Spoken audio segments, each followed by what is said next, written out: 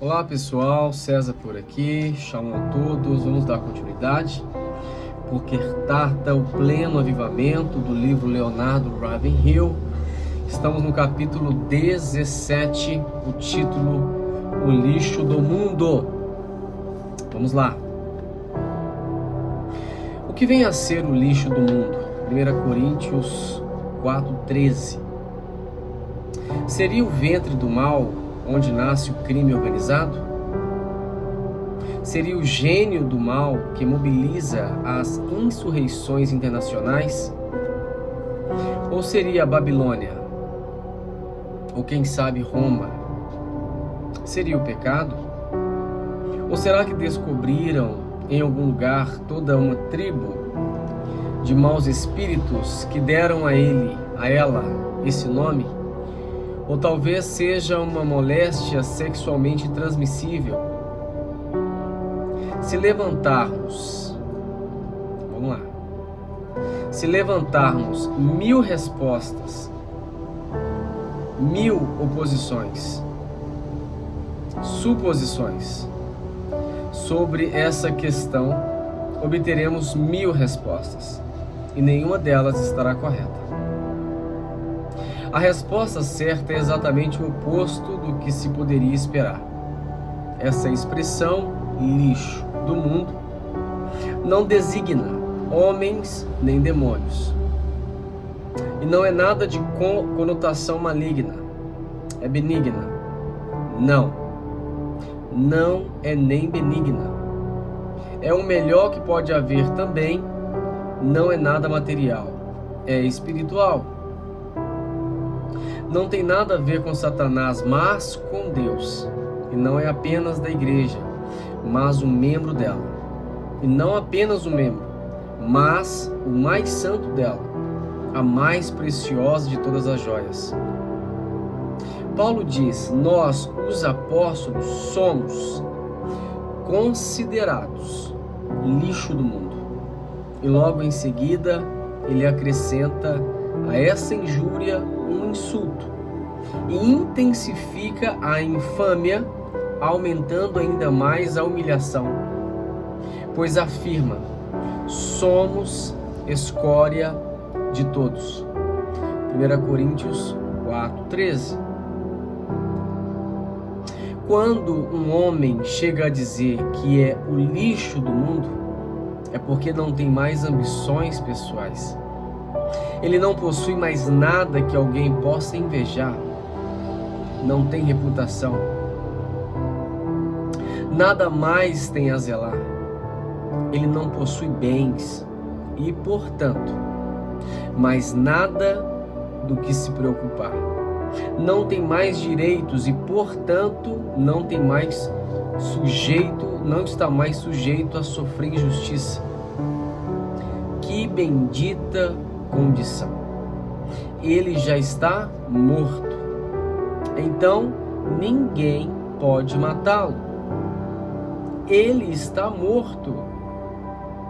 Se os apóstolos tinham tal estado de espírito, tal mentalidade, não foi à toa que eles transtornaram o mundo. O crente que ainda abriga ambições pessoais deve pensar um pouco nessa atitude dos apóstolos.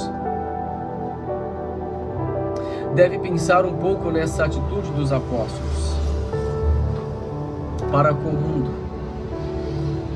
E o evangelista popular que ainda não sofreu perseguições e vive segundo os moldes hollywoodianos devia pensar um pouco sobre o modo de ser daqueles homens. Então, quem infligiu a Paulo sofrimento maior que passou quando recebeu as 195 chicotadas? Paulo sofreu 3 apedrejamentos, 3 naufrágios. A rixosa carnal e a crítica igreja de Corinto, sim, ela estava dividida pela carnalidade e por dinheiro.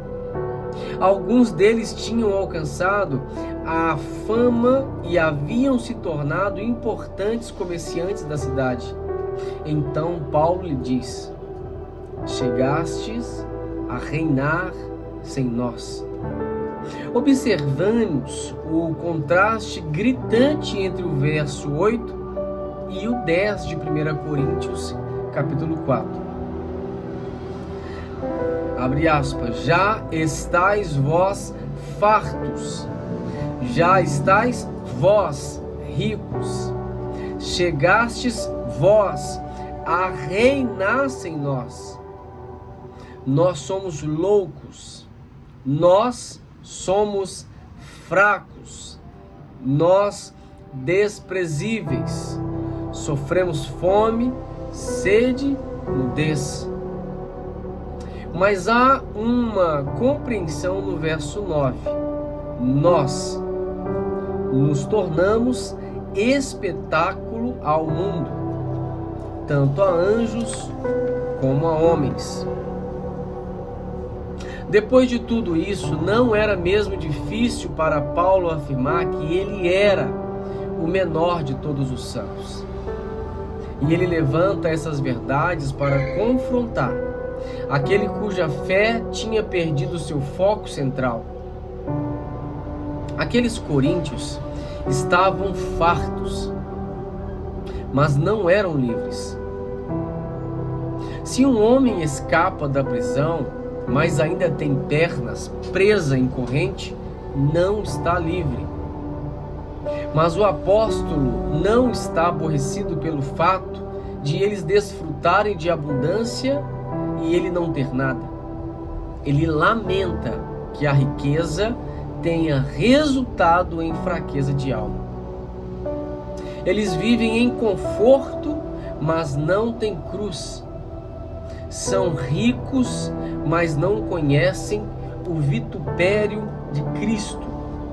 A palavra vitupério está relacionado à atitude ou gesto, o poder de ofensa, dignidade. Continuando.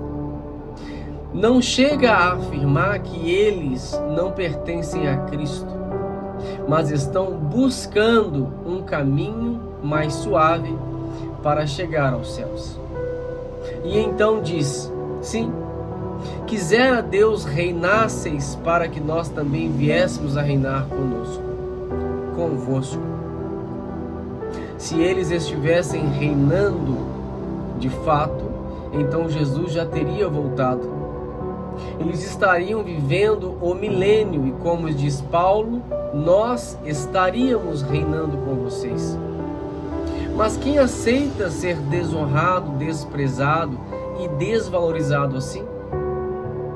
Essa verdade é revolucionária e põe em xeque nossa doutrina cristã falsificada.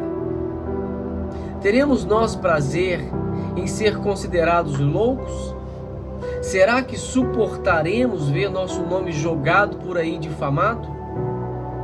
O verdadeiro cristianismo é mais revolucionário do que o comunismo, embora naturalmente não provoque derramamento de sangue.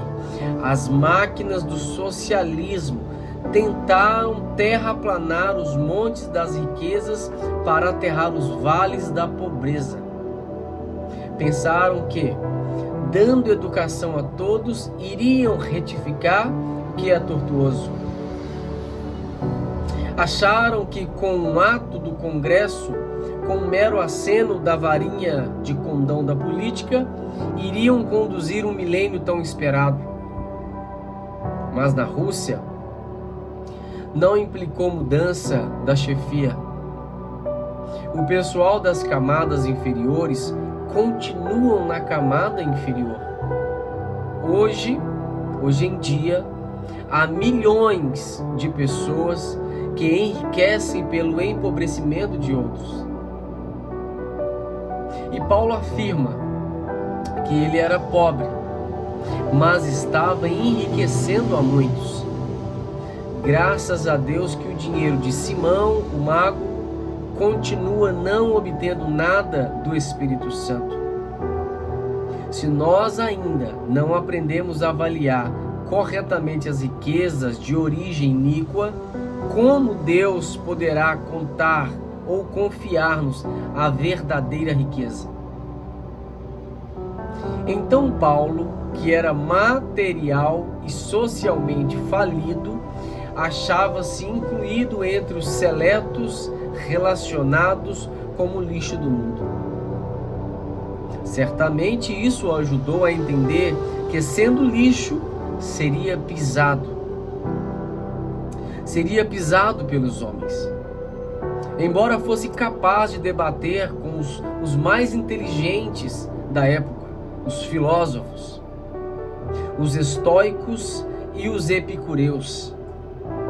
Os epicureus eram homens inteligentes, estudiosos, mas buscavam prazeres e felicidades, ausência de dor. E os estoicos, eles tinham uma doutrina filosófica voltada para a ética. Voltando, embora fosse capaz de debater com esses homens no Areópago, por Cristo, estava disposto a ser taxado de louco. Paulo estava disposto a ser taxado de louco. O antagonismo do mundo para com Jesus é fundamental e perene, ou seja, eterno. Irmãos, será que temos essa mesma disposição? Nada nos irrita mais do que ser associado a pessoas incultas e ignorantes.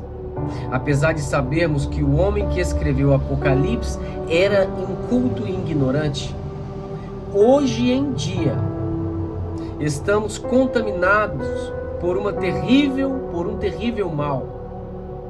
Os pastores estão mais preocupados em encher a cabeça de conhecimentos do que de um coração em chamas.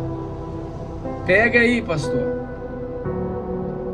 Quando uma pessoa aprecia muito a intelectualidade, é melhor que termine os estudos antes de assumir o púlpito, pois depois que assumir, de nada lhe valerão os títulos que puder obter, já que as 24 horas dos dias serão curtas para que apresente os nomes de suas ovelhas perante o grande pastor, ou cumpra a suprema responsabilidade de preparar-lhes o alimento espiritual.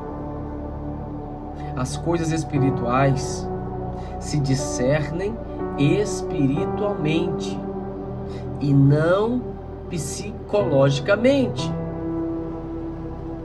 Nem Deus mudou, nem mudaram seus pensamentos.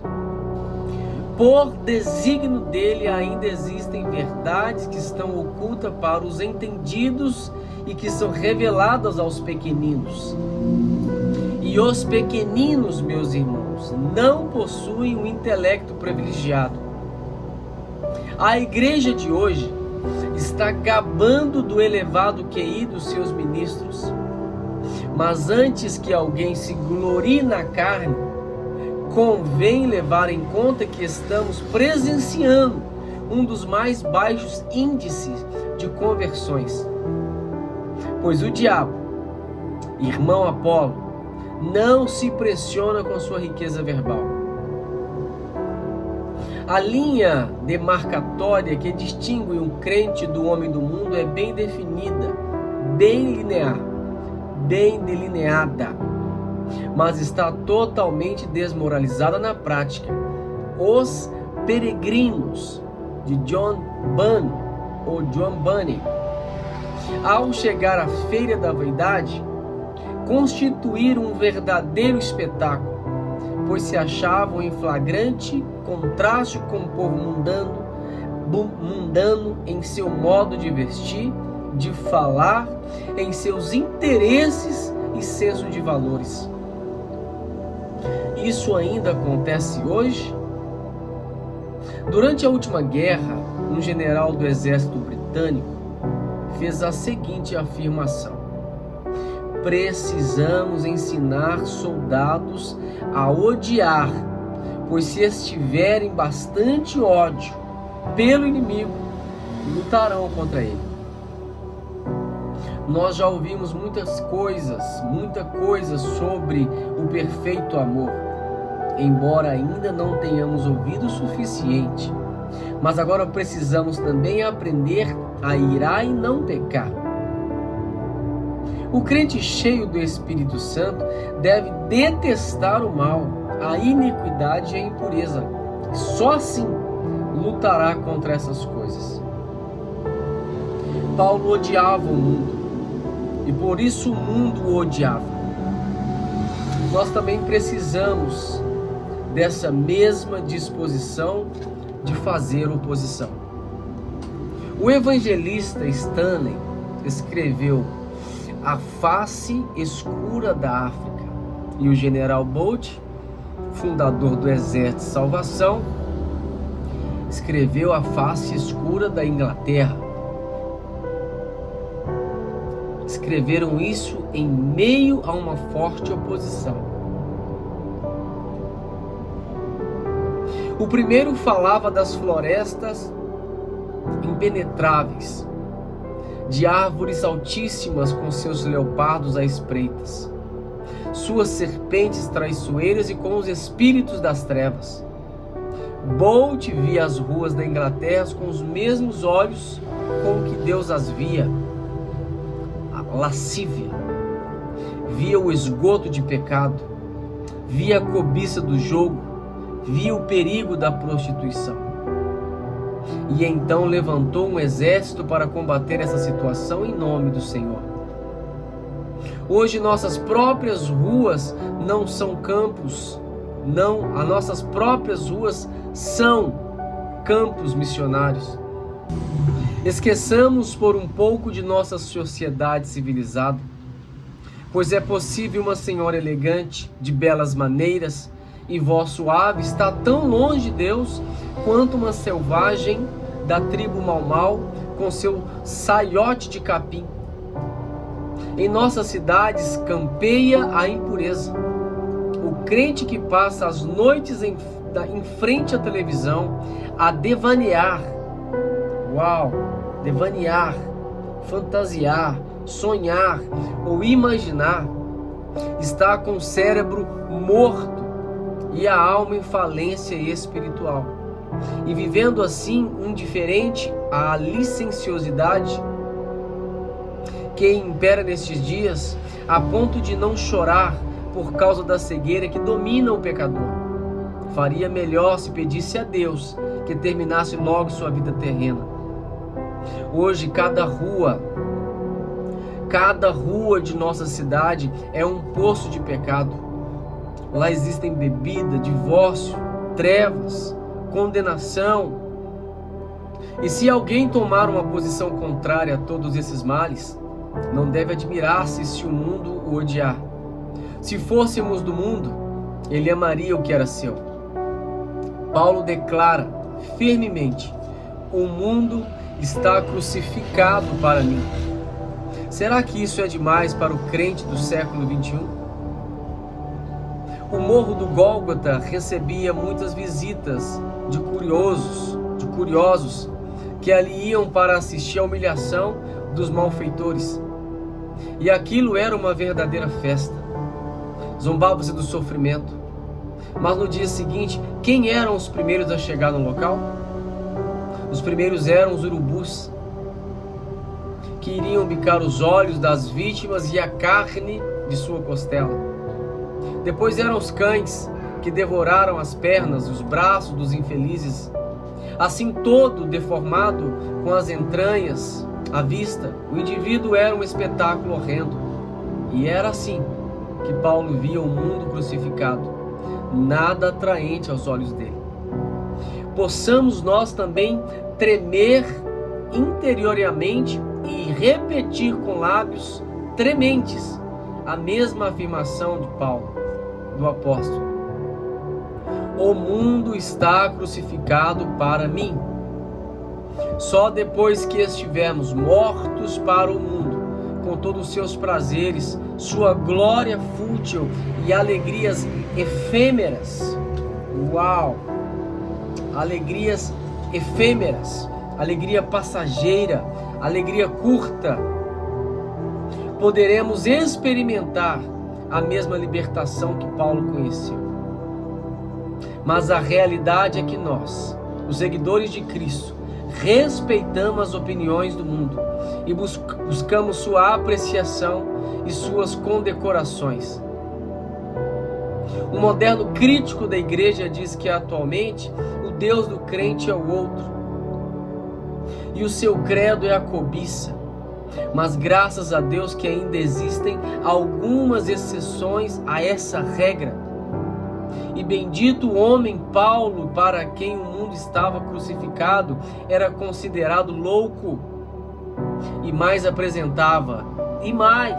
ele apresentava sua mensagem de tal forma que alguns procuravam matá-lo, pois ele representava uma ameaça para o comércio deles.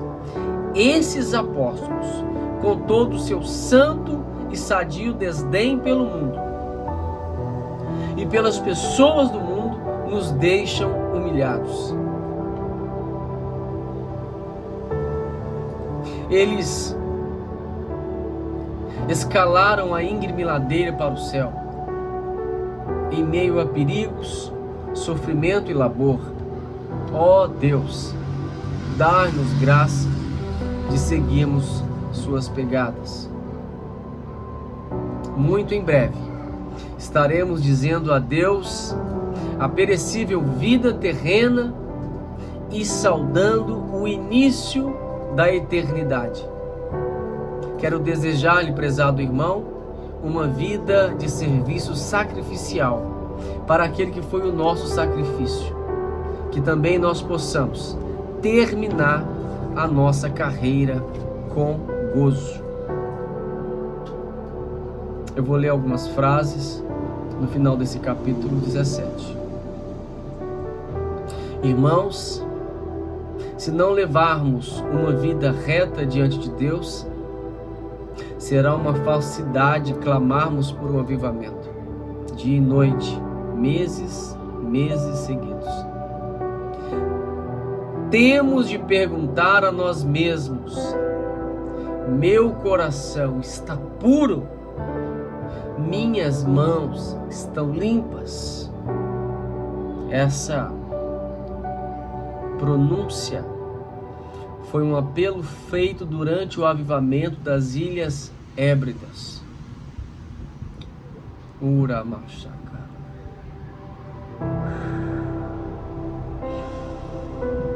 É muito forte, eu sinto a tua presença, Espírito Santo. Uau.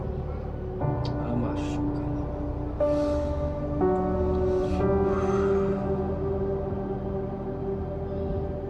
Eu vou ler de novo. Eu preciso ler isso mais uma vez. Esse capítulo é muito forte. Vamos lá, para essa frase mais uma vez. Alguém disse isso num apelo. Um apelo feito durante o avivamento das Ilhas Hébridas. Alguém disse: irmãos, se não levarmos uma vida reta diante de Deus, reta, será uma falsidade clamarmos por um avivamento, dia e noite, meses ou anos. Temos de perguntar primeiro a nós mesmos: meu coração está puro? Minhas mãos estão limpas? Uau! Outra frase. Essa é de Harold Brooke. O aposento da oração. Que lugar abençoado! O Espírito paira sobre ele, pois todas as realizações da graça provêm do ventre da oração. Meu Deus! Uau! Já dizia Charles Finney, o milagre do avivamento é bem semelhante ao de uma colheita de trigo. Ele desce do céu quando crentes heróicos entram na batalha decididos a vencer ou morrer, e se for necessário, vencer e morrer. O reino dos céus é tomado por esforços, e os que se esforçam se apoderam dele. Muito obrigado, Jesus. Palavra de Amy Bond. A causa de Deus foi confiada aos homens.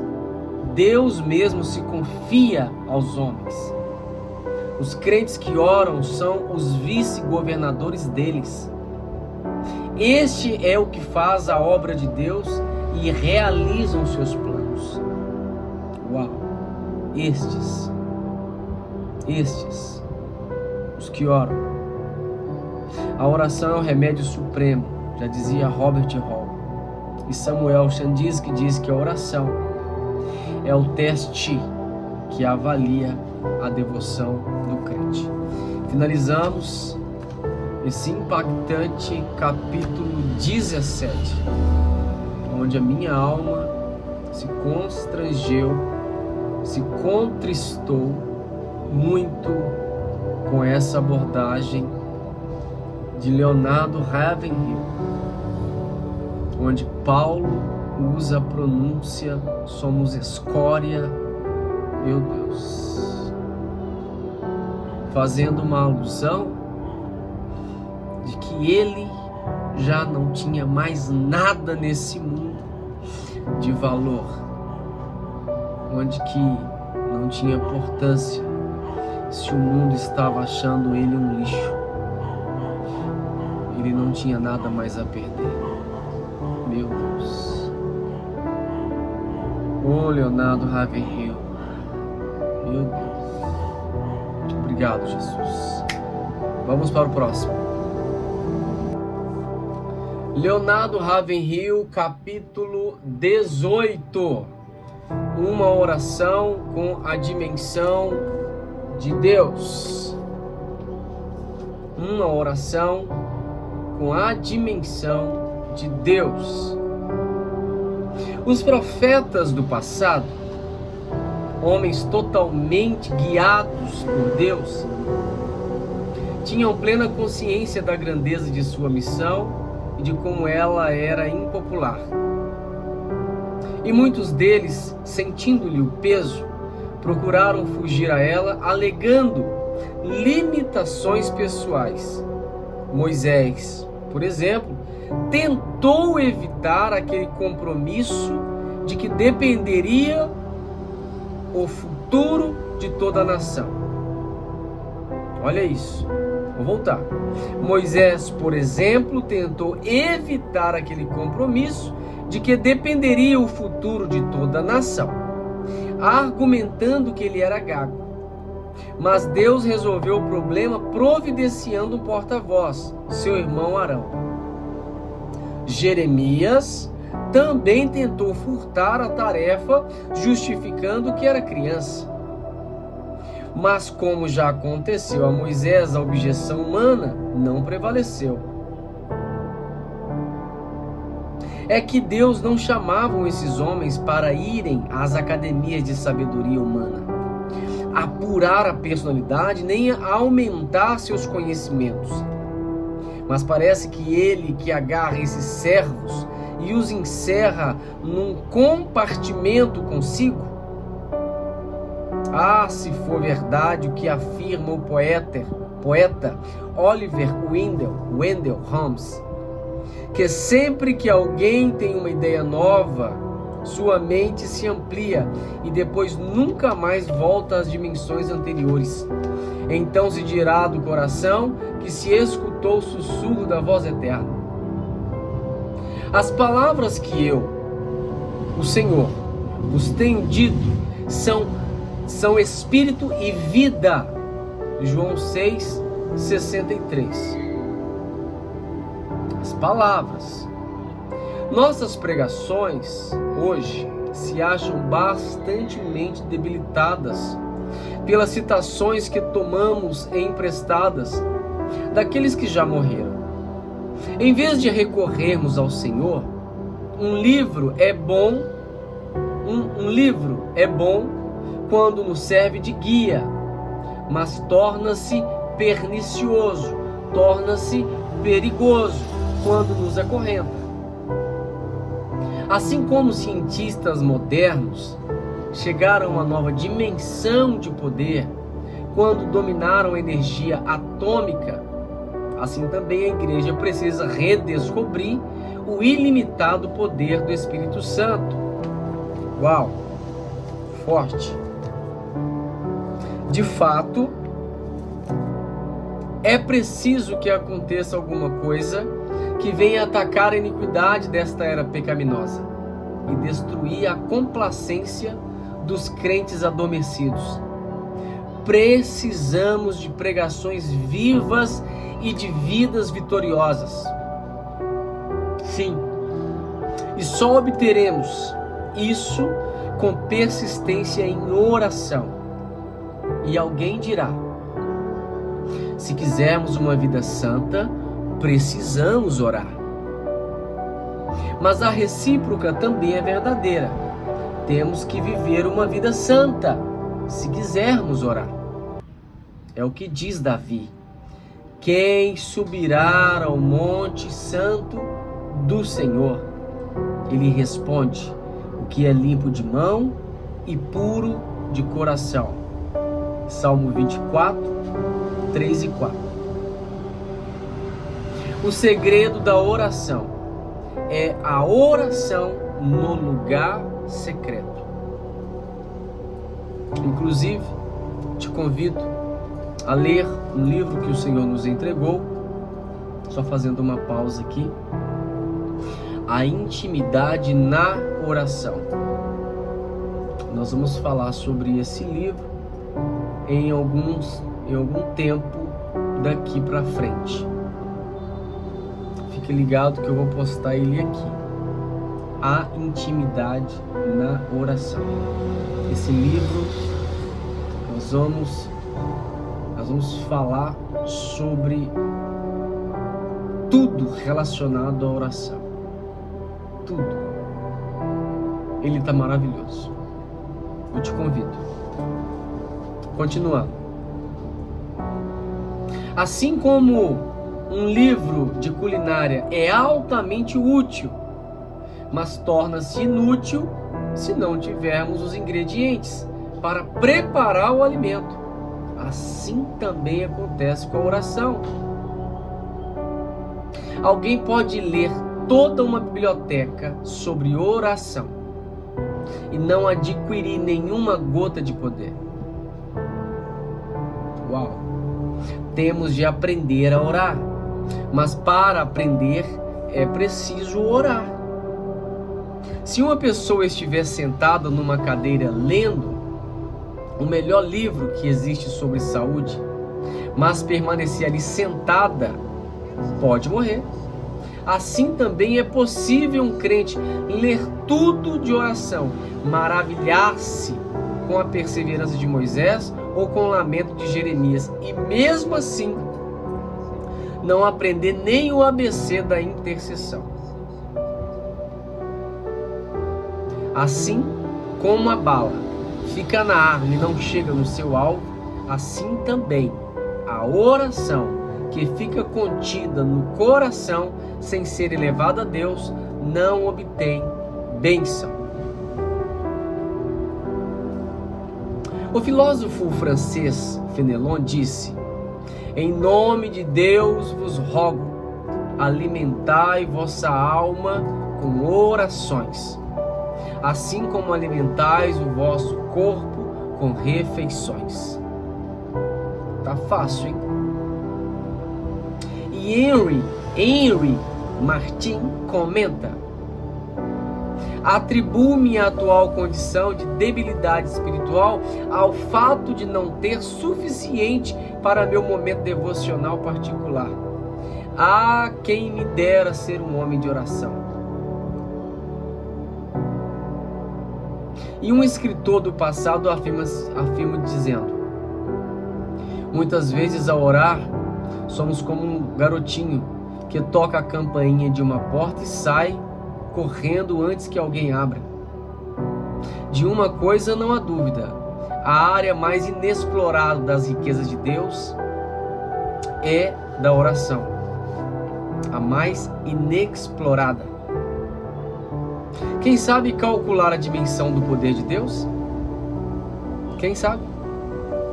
O homem é capaz de calcular o peso do mundo, sabe dizer o tamanho da cidade celestial, contar quantas estrelas há no céu, medir a velocidade da luz, sabe informar a hora exata do nascer e o pôr do sol, mas não sabe avaliar o poder da oração.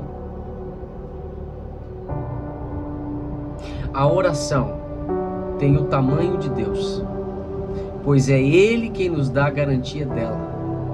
Ela tem as dimensões do poder de Deus, pois Ele garante que a atenderá. Que Deus se compadeça de nós por termos tantos tropeços ao praticar essa atividade, que é a mais nobre que nossa língua e espírito podem exercitar. Se Deus não nos iluminar, quando nos encontrarmos nos aposentos da oração, caminharemos em trevas. O momento de maior constrangimento para o crente no dia do juízo será aquele em que tiver de encarar o fato de que orou pouco. Eis algumas palavras do admirável São Crisóstomo. Ele diz: o poder da oração extinguiu a violência do fogo, fechou boca de leões, silenciou revoltosos, pôs fim a guerras, acalmou os elementos, expulsou demônios, rompeu as cadeias da morte, escancarou os portões do céu, minorou, diminuiu, as enfermidades, repeliu mentiras, salvou cidades da destruição, deteve o curso do sol e o avanço do relâmpago. A oração é uma poderosa arma,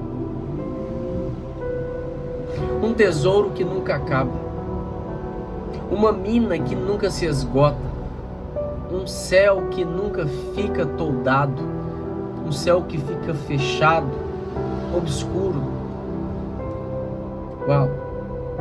E nunca é turbado por tempestade. A oração é a raiz, é a fonte, é a mãe de 1000 bênçãos. Já dizia esse autor, Crisóstomo. Meu Deus! Se eu fosse você, lia novamente essas 10 linhas. Será que essas palavras de Crisóstomos são simples, retóricas, fazendo com que algo comum pareça extraordinário? A Bíblia desconhece tais artifícios. Elias era um grande conhecedor da arte da oração, tanto que conseguiu alterar o curso normal da natureza e estrangulou a economia de uma nação. Pela oração, ele fez descer fogo do céu, levou homens a se prostrarem e fez descer chuva do céu. Precisamos de chuva, de muita chuva. As igrejas se encontram tão ressequidas que a semente não consegue germinar. Os altares estão tão secos que não há pecadores arrependidos chorando neles. Há quem nos dera um Elias. Numa ocasião em que o povo de Israel clamou pedindo água, um homem feriu a rocha e aquela fortaleza de granito se tornou um ventre do qual brotou uma nascente de água. Existe alguma coisa que seja difícil para Deus? Ele pode enviar-nos um homem para ferir a rocha. Uau! Mas precisamos saber que a finalidade da oração em secreto não é meramente estender para Deus uma lista de pedidos. É verdade que a oração muda as coisas. Mas antes de tudo, ela muda as pessoas. No caso de Ana, por exemplo, a oração não apenas removeu seu opróbrio, mas modificou também ela, porque ela era estéril e se tornou fértil. Estava chorando e passou a se alegrar. 1 Samuel 1, versículo 10 e o capítulo 2, verso 1. A oração converteu seu pranto em alegria. Salmo 30, versículo 11. Pode ser que estamos pedindo folguedos, quando ainda não pranteamos. Preferimos a veste de louvor em vez de espírito angustiado. Mas o que esse texto diz é: pôr sobre os que de Sião estão de luto veste de louvor em vez de espírito angustiado. Isaías 61:3. E se o que desejamos é uma colheita abundante, o princípio a ser aplicado é o mesmo. Pois quem sai andando e chorando, enquanto semeia, voltará com júbilo, trazendo seus feixes. Salmo 126:6. Foi preciso que Moisés se quebrantasse e pranteasse para chegar a dizer: ora, o povo cometeu grande pecado. Agora, pois, perdoa-lhe o pecado, ou senão, risca-me. Peço-te do livro que escreveste o meu nome. Êxodo 32, 31 e verso 32.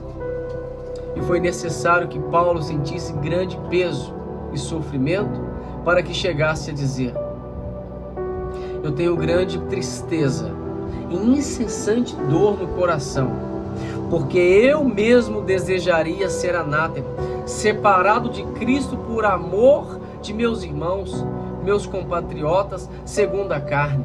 Romanos 9, 2 e 3.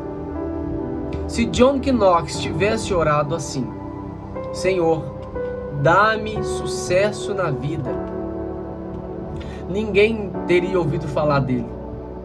Mas a oração que John Knox fez não tinha nada a ver com seu egocentrismo. Dizia ele: Senhor, dá-me a Escócia, senão morrerei. E sua petição entrou para as páginas da história. Se David Livingstone tivesse pedido a Deus a possibilidade de desbravar toda a África para demonstrar seu espírito indômito, seu espírito bravo e sua habilidade no uso do sextante, suas palavras teriam sido levadas pelo vento. Mas sua oração foi: Senhor, quando irá cicatrizar a chaga do pecado deste mundo? Ele viveu orando e morreu da mesma forma, de joelhos em oração. John Knox. Eu falo um pouquinho dele no livro A Intimidade na Oração. Para fazer frente a esta geração ávida pelo pecado, só uma igreja ávida pela oração. Precisamos voltar a nos apropriar das suas preciosas e muito grandes promessas. Naquele grande dia, o fogo do juízo vai provar a qualidade e não a extensão das obras que realizamos. Meu Deus. A que for gerado em oração resistirá ao teste. É pela oração que conseguimos de fato chegar a Deus. Ela desperta em nós fome de ganhar almas. E a fome de ganhar alma nos leva à oração. O crente que tem visão espiritual, ele ora. E o que ora obtém visão espiritual. Aquele que ora consciente de sua própria fraqueza, recebe a força do Senhor. Possamos nós ser capazes de orar como Elias, que era sujeito aos mesmos sentimentos de nós. Terminando, o autor diz: Senhor, leva-nos a orar. Meu Deus. Frase do memorial de John Gedd, que foi o pai das missões presbiterianas nas Ilhas dos Mares do Sul. Dizia ele: numa grande igreja com capacidade para 1000 pessoas, há uma placa comemorativa do trabalho de John Gedd, com os seguintes dizeres: quando ele chegou aqui em 1848, não havia nenhum crente. E quando ele saiu em 1872, não havia mais incrédulos. Uau! Uau! Que placa! Meu Deus! Outra frase, Dr. A.T. Pierson: do dia de Pentecostes até hoje, todos os grandes avivamentos que tem havido nasceram da oração conjunta dos crentes, mesmo que em número de apenas 2 ou 3.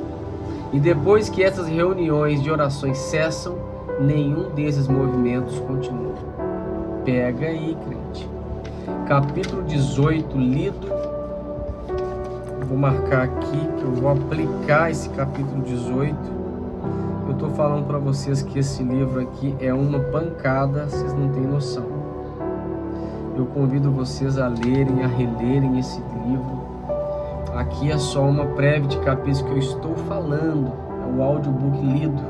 Convido você a comprar esse livro e marcar, porque cada vez que você lê